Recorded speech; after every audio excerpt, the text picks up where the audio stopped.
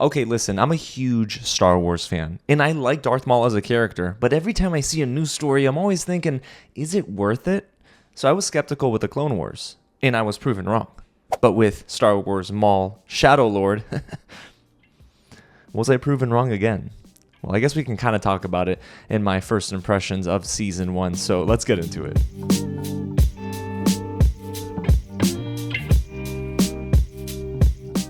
What's going on, you guys? James here with another real reaction, really, because I can't give you too much of my thoughts on Season 1 since I'm under embargo until the full review can drop next Monday. So stay tuned to the channel for that one and get subscribed if you don't want to miss out on that. If you're a big Star Wars fan like me, you've probably been seeing the trailers for this season of television.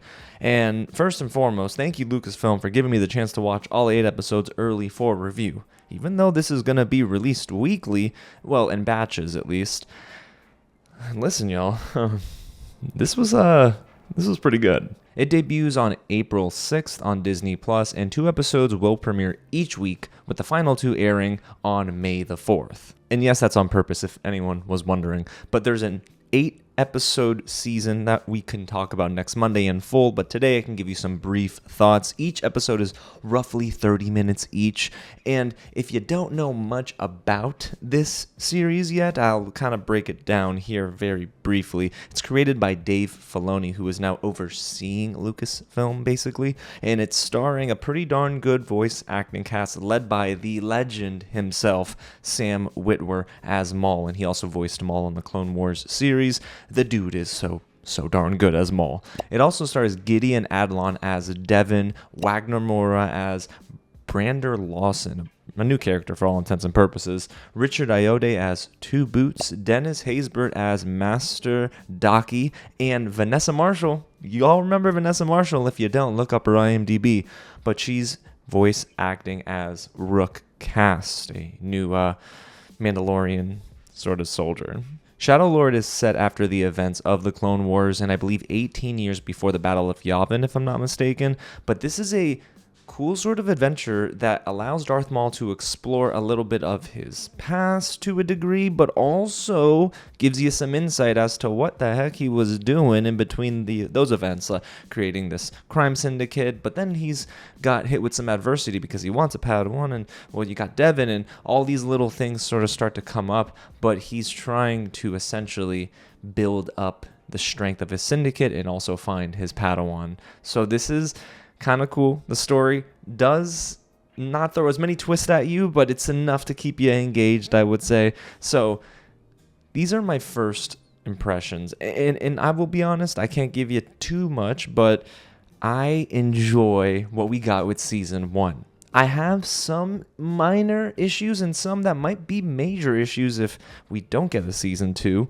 but I do think, for all intents and purposes, the story is swelling for the first 3 episodes, and then in episode 4, it sort of hits it into another gear, and the rest of the season is, yes, more action-filled, but I do like some of the story decisions.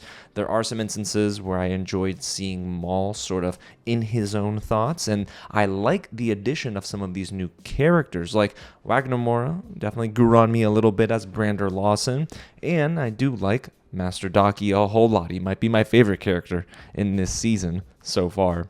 And the show itself, if you're a fan of the Clone Wars, you will like it a lot, I would say.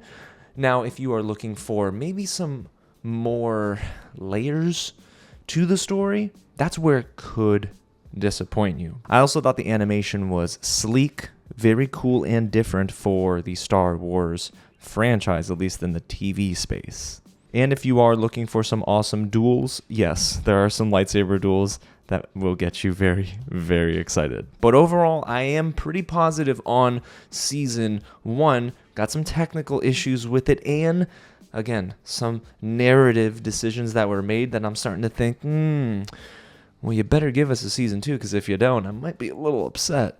But if you're a fan of Darth Maul, if you like Sam Witwer as his voice actor, which who doesn't, then I think you will really, really, really enjoy Season 1. So again, overall, I'm pretty positive on these 8 episodes that I watched, but I can give you my full review, including the things I really liked and the things I maybe didn't like so much, on April 6th. So get subscribed to the channel. Don't miss out. And let me know down below in the comments if you're excited for Season 1 as well. And like this video so more Star Wars fans can find their way on the channel. Just not the toxic ones, hopefully. Alrighty, y'all. Well, those are my quick thoughts on Season 1 of Maul Shadow Lord. Let me know if you're excited, and I can't wait to be back with my full review on April 6th. Alrighty, y'all. Thanks again for watching. God bless y'all, and I'll catch you at the next screening. The red in the background is maybe scaring me a little bit. Maul better not show up.